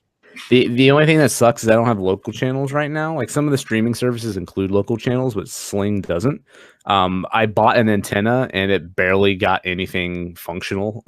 So I'm going to probably have to find some kind of better solution for that. But even with that, like what am I going to use local channels for? Like I could just, I was thinking, like most local channels have apps, streaming apps, and you don't have to have cable to use them. Like my son likes PBS, some PBS cartoons, and they have a PBS Kids app that you can download. And you don't need cable logins for that, and you can watch all those cartoons that way. So I'm just doing that. Works for me. It's a Alaina, what you got? argument. Oh gosh, I don't get out of my house much, you guys. I finally took the plunge. I canceled my gym membership when I moved cities, and I signed up for a new one. So I've been going to the gym, and that's been great. And it's been. What's your bench? You guys should have seen my arm workout today. Somebody came into the room, and I was like legit fucking embarrassed. Like I was like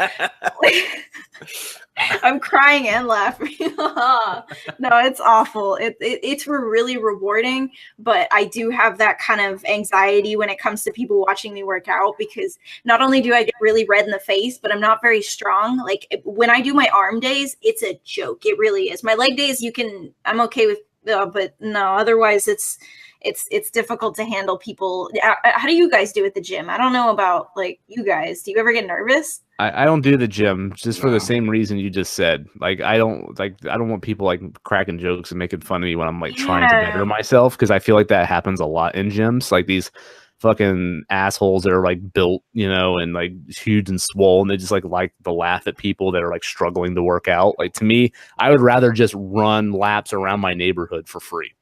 Yeah, that's true. I was trying to do like a home gym, but it didn't work out.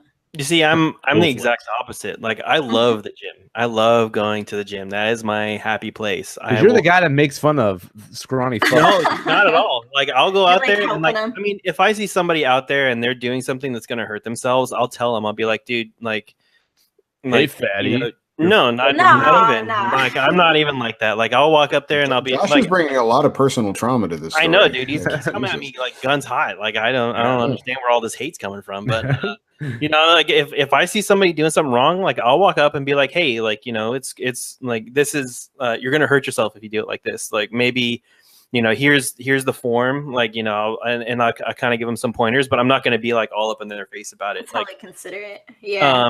And then there's the meatheads that are at my gym, like they pretty much like stay to themselves unless like you like really kind of like get in their bubble. Like they pretty much just really could care less about what you're doing. Like they don't stare, they don't look at you, they don't make fun of you, they don't do anything. Like they'll just let you do your thing. That's why I'm nervous. Like I'm still in that phase right now with this new gym where I'm still feeling the people out. I'm still trying to figure out like where to go where and who does what and, you know, how many people frequent the place and what sort of demographic. Because I won't lie, you guys, I was walking down the hallway today. It was a long hallway and there was this tall, like beautiful, like girl with long blonde hair and her shirt was fucking cropped and see-through and she had pierced nipples and I was like, I don't belong here. I don't belong here. See, that's the problem. It's like, okay, so there's the chicks like that. They're not there to work out. They're there to sit on a machine and they're there to find somebody who's like got a lot of money or to find one of those meatheads. And those are the people that they're there for. Like the people that are there to work out are the ones that aren't wearing any makeup. They're wearing like a shirt with like holes in it or like, you know, something that was like from like 10 years ago that like they're wearing the free shirt they got at the festival or something. Yeah, exactly. Like some company they don't the give a shit about how they look at the gym. They're there to lift. And I mean, that's basically like, it's just how it is. Like, and to sit there and kind of be upset about, or not upset, but like to have that mentality that like people are like staring at me. Who gives a shit, right? Because like everybody kind of started out. Everybody started in the same spot, right? Like I wasn't, you know, when I started working out at the gym, I was benching like 100 pounds on the machine. Like that's, I mean, for a dude, that's not a lot of weight. You know, and like I would sit there and do the same thing, but the only, like, you know, after a while it was just like, look, everybody's got to start somewhere. This is my starting point. The only way to get better is to just go there and do it and just focus on myself, focus on improving myself. And that's basically where I'm at. No, you're right. It was just I had this comfort zone with my old gym where like everything was established and the norms were there. And now I'm at this new place. And that is a red flag for me personally, is when I see people like women specifically, I think because I'm a woman, when I see like a woman with a face full of makeup, I'm like confused a little bit. I'm like, wait a minute, why are you here? And also like, why are you looking at me like that? Like there are certain moments when I'm at this gym and I'm like, girl, like, why are you, am I supposed to, is this the girls only section? Am I back in fucking high school? Are we really playing this game right now? You know? So I can't wait to get to the point where I just don't give a shit. You know what I mean? Like I really miss working out and it's something I enjoy personally as a hobby. And I want that Zen feeling back. Cause as of right now, I'm just like, oh, I can't eat my egg salad sandwich over here. This is bullshit. You know, like very sad. Those damn gym thoughts are killing my that's the one here. That word makes me laugh every time. Thoughts. Yeah. That's the new shirt. That's my shirt. I mean, I know it's just me, and you can disregard this, but like, I just don't get that. Like, I've never have. Like, I just don't understand that. Like, okay, like go do. We're all adults here. I fucking paid to be here. Go do your own thing. I'm gonna go do mine. Like. And it's a mentality I don't understand. And then I know it's just me, and I know it's just how I am. But it's one of those like people are like that. You know? I like, you know, show up with a face full of makeup and you instantly have all these thoughts. Like, or she showed up with a face full of makeup, and what the fuck do I care? Like, great. Yeah, that's a good I'm happy your face is going to be greasy while you're working out. Whatever. Like, get the fuck out of my way. No, like, it's just things that make me nervous because they're the types of women that oftentimes like get in my fucking business. Like, I don't mean to be. This wasn't supposed to take this turn, but like, yeah, it just depends. Like, I'm not, dude. Don't.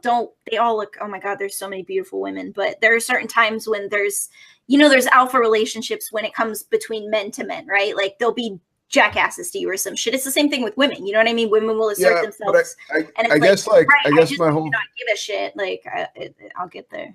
Yeah, no, but I guess like my whole thing is like it's a store that I'm buying a product in. I'm not having a relationship with any of you motherfuckers. Like I'm getting my product and I'm leaving. Like, you know, I don't go to the grocery store and like, you know, mentally diagnose every single person I come across about future interactions. You know, like, that butcher is pretty hot. I wish I looked like that butcher. Yeah, like no, I go grab my produce and leave. You know, like it's just, and I guess I look at it the same way. It's just, I don't know. It's a whole thing. I the door I shouldn't have walked through, but I just couldn't let it go. I mean, that's how people should be, though, when you go to a gym. You know, like everyone should just do their thing, get the fuck out, and leave people alone. Yeah, agreed. Unless like Shannon said, you're like going to kill yourself with the way you're lifting weights, and you want to. Yeah. I've seen like legit relationships formed at like the gym, like people making friends and shit. It's the cutest thing, man. And that's the purity I'm looking for. That's what, or just everybody minding their own business. But I am excited to be back at the gym. It's something that is supposed to be kind of like Shannon's, where I go to just kind of be zen, you know? Yeah, for sure. Everybody needs that zen. Gotcha. Zach, what you got, man? Go see Incredibles 2, guys. Incredibles 2 is rad. Plan on doing that this weekend, actually. It's super, super good. It is one of the best fighting sequences I've ever seen in animation. It's amazing. You seen it, Shannon? You know what I'm talking about? No, I know what you're talking about because you mentioned it in the group chat. But yeah, I have not seen it yet. I just rewatched the first one yesterday. First one's great, so good. But it's really up there. The other thing is take care of your knees, guys. Like hurt knees really suck. Like I can't do shit right now, and because my right knee is just completely screwed, and it's not a good thing. So, you know, it's a line I always say: if I knew I'd live this long, I'd take better care of myself. And so, if you're younger, take better care of yourself, because guess what? You're gonna end up living longer than you think. You got it. Thank you. The more you know. Light stretching. Man, I look back at my life and I'm like, why? If I would just slap the crap out of myself. Like, if I come across 25-year-old Zach, like, do you have any idea what you are doing to us in 15 years? Like, Jesus Christ, man. Like, do you ever consider me? What about me? Yeah, exactly. And the answer, I have the answer to that question. No, I never considered me. What about me? Like, ever once. Like, for me, it's the opposite. Like 25-year-old me was hell of a lot healthier and in better shape than I am now. It's like that version of me needs to come to the present day and slap me and be like, "What the fuck are you doing now, dude?" Yeah. Oh no, man. Well, Shannon can tell you stories. I lived a life. For a while. Yeah. I love it. Yeah. Oh man, that's awesome. I wouldn't not change a thing about you, Zach. I'm just gonna tell you, I wouldn't change a thing. It was fun, and I have a couple great stories from it, but now I have like bad knees, a couple torn ligaments as well. A couple, yeah, exactly. So you tore a ligament because you like murdered someone in your 20s or something? Is that what you're doing? Yeah, I murdered my own body, basically. There were a lot of mosh pits involved in Zach's history. Yeah. Oh, so you're one of those guys at the Pantera concert that has to ruin it for everyone. I didn't ruin it for me. You know, the guy that just starts swinging in the middle of the fucking mosh pit, like just start catching shit. I'm not a windmiller. Okay. I like a good circle pit where everyone just running and pushing. That's fun times. Yeah, their own designated area for friends and fun. Yeah. Exactly. I'm all that. So awesome. But no, there was a lot of drinking, drugs, rock and roll, fights. I had a really good run for a while. Like, it was exceptional. Now you're kissing babies and video games on the congresswomen's hands and all sorts of stuff. Raising children. It's great times, you know. Navigating them to parades and such. Yeah, totally. I went to a 4-year-old's 4th of July parade. How times have changed. And you liked it too. You liked it. Oh, I took photos and everything. The evolution of man. Yeah. Shannon, what do you got, man? So my wife, she, sometimes you got to break up the monotony. No, it's not. I like it. So, on a monthly basis, I used to get like a Loot Crate, the subscription thing for a while. And, after a while, I was just tired of my office filling up with crap. But to break up, to give my wife something to look forward to, she likes to snack on some chocolates, whatever. So we got this monthly subscription box where every month they send you a box of snacks from another country. It's all of their main little edibles that you can try out. Right. So This month, we got a box from New Zealand, which had the craziest stuff in there, dude. Like, people in New Zealand, they'll eat dirt if it's in a brightly colored package. Is my idea of our New Zealand listeners. That's not true. That's not. You are lovely, beautiful people. Oh yeah, I know. Or it might be true. Australia, I'm sorry. Send us some dirt. I don't know. But like, I want some dirt snacks, please. So like, they sent out these chips, right? And like, I mean, it's not really off the wall. Like, this one wasn't really like the most off the wall thing, but it was the one that kind of hit my taste buds the worst, because like, it was a chip that tasted like a turkey dinner. Like, I mean, like you pull a turkey out of the oven, and you, instead of having a nice piece of meat there, you have this dry potato chip. You get some Willy Wonka shit. I know, and it tastes. I mean, like, you could taste the parsley, you could taste the chicken, you could. I mean, like, and it was weird, but it was just a chip, and like, that's not what I want out of a chip. That's I want. It's giving me too much. It's too much. It's taking me to Flavortown, and it's going all the way over the edge. I don't want to go there. Like, it's just, give me the bland, like, fatty U.S. potato chip that I know and love. Like, other than that, I mean, like, they had these other things. It was like a pineapple covered in chocolate with some type of seasoning on the top of it. I'm like, what the hell is this? That sounds like, awesome. I mean, it's I mean, it's all right. It's just like, it's just, there's these weird combinations of things that you get, and you're just like, oh, I don't want to really eat this, but like, like, it was like a grape. There was like a grape twisty, like, licorice thing on the inside. They had this sour lime filling, and it tasted like these incense that my grandma used to have in her house. Like, it felt like I was licking incense. I was just like, oh my God, who likes these things over there in New Zealand? Like, you just gotta change your flavor palette or something. I mean, it's crazy. Move to a different flavor town, my friends. I know, but this is probably the worst one. I mean, we've been doing it for about 4 months now, and this is probably the craziest one that we've gotten. So the best thing about this whole thing is that Shannon's idea with him and his wife to spice up their life is to get a snack crate. I thought that was the cutest shit. I just smiled. So yeah, our 10-year, like, we met on July 3rd, 10 years ago. So yeah, it was. I mean, like, it's just funny. It's just, after 10 years, like, this is romance, and like, here's a snack box. But she fucking loves it, and you guys are happy, and that's all that matters. Like, I love seeing the way love, like, evolves, and people see it as like, it's not devolving. You're just happier with less, and that's a beautiful fucking thing. Like, that's one thing I've realized as I've gotten older, just like appreciating the little things, Mm-hmm. It's not necessarily happier with less. It's more that your definition of what those special moments are changes.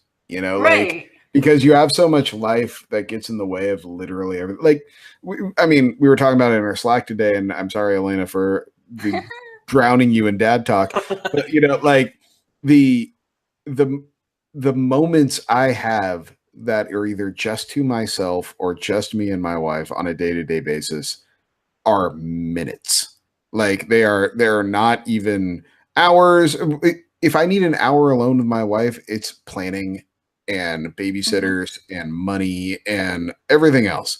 But it's like, so yeah, those little tiny moments of like, oh, the snack box showed up, and let's sit it on the counter and go through it. Like, that becomes a special thing. Exactly. because you literally do not have the bandwidth for the big grandiose moment anymore. It just doesn't exist. Right, exactly. So in a way, like, your standards are different, and in a way lowered, because you don't expect those grandiose things anymore that you expected in your youth. You know what I mean? And I think the lowering of standards in this situation specifically is like a really beautiful thing, because like, you could just kick it and play a video game and it be like the best moment. You know what I mean? Instead of it having to be some expensive occasion where it's like, oh, that was a good memory. And the beautiful memory is that moment, just sitting on the couch playing video games, Like, that's all I'm getting at. I like the lowering of standards in that case, I wouldn't really call it a lowering of standards, but whatever. All right, I get you. That, and I've already blown the back door out of it, so yeah, I mean, what? I mean, beautiful. Hey. Oh, what do you want me to say? Good night, everybody. Oh, that's SH more on Twitter. Yeah, please hit me. I don't have enough Twitter followers, but so please hit me up on Twitter. Like, friend me, do something, please. Oh, dude. This is getting desperate now. No, I would after that moment. I would. I'm there now. All right. Awesome. I'm done. I made it awkward. I don't know what else to do. Okay. Now. There's just dead air everywhere. Well, that's all, folks. All right, so we're going to get out of here. So, just to wrap things up, Twitter, follow us at That Pixel Life. You can follow me at JD Falky. You can follow Zach at Zackle. I didn't fuck it up that time. No, you didn't spell it yet. That was like the first time ever. Yeah. You can follow Shannon at shmore0317, and you can follow Alaina at honeybaked.hella. Don't forget to drop us an iTunes review if you don't mind. That greatly helps us out. Appreciate it. And send us some DMs on Twitter if you guys have any suggestions, topics you want us to discuss, any feedback, anything like that. We would appreciate that as well. And also slide all up into Shannon's DMs. Yes, absolutely. Slide on in there. Also spread the Oh man. Oh Jesus. Spread the love. There's a lot of room up there. Yeah. Make sure you share this with your friends and family, and hopefully they will enjoy this podcast as much as you who are listening to it as well. Oh man. Shannon is like X-rated up in here. I know. Right? God, I thought I was the bad one. I'm glad I can name my hamster now. I give him Hammond. Yeah, if you can reach him. Going off the rails in the last 5 minutes. Oh my god! I thought we hit new lows when we were talking about Rule 34 in Nier Automata, but here we are. All right, that's it from us this week. Josh is just trying so hard to wrap this up. I'm trying to leave, goddammit. Stop it. All right, we're out of here, guys. Have a good weekend, and we will see you next week. Peace.